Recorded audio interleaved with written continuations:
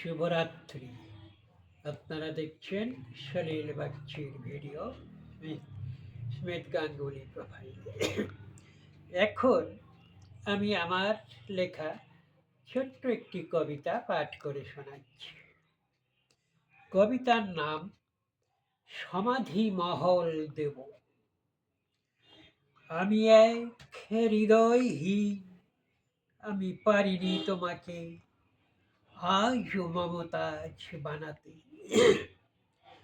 যদি তুমি হতে মমতাজ এই বাংলার বুকে, হয়তো দিল্লির মসনদে বসে ওইজার ঠুকে একদিন বলতে পারতাম, আমাকে বন্দি করো না।